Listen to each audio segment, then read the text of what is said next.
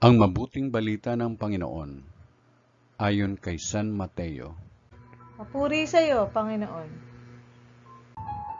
Noong panahong iyon, sinabi ni Jesus sa kanyang mga alagad, "Humingi kayo at kayo'y bibigyan.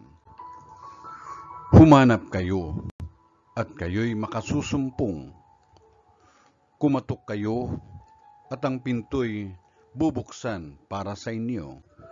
Sapagkat tumatanggap ang bawat humihingi, nakasusumpong ang bawat tumahanap, at binubuksan ang pinto sa bawat kumakatok.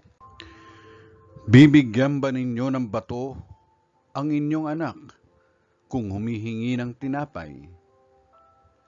Bibigyan ba ninyo siya ng ahas kung humihingi ng isda? Kung kayo na masasama ay marunong magbigay ng mabubuting bagay sa inyong mga anak, gaano pa kaya ang inyong amang nasa langit? Ibibigay niya ang mabubuting bagay sa mga humihingi sa kanya. Kaya gawin ninyo sa inyong kapwa ang ibig ninyong gawin nila sa inyo.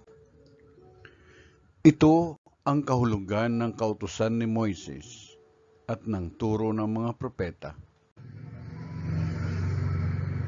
Ang mabuting balita ng Panginoon. Pinupuri ka namin, Panginoong Jesucristo.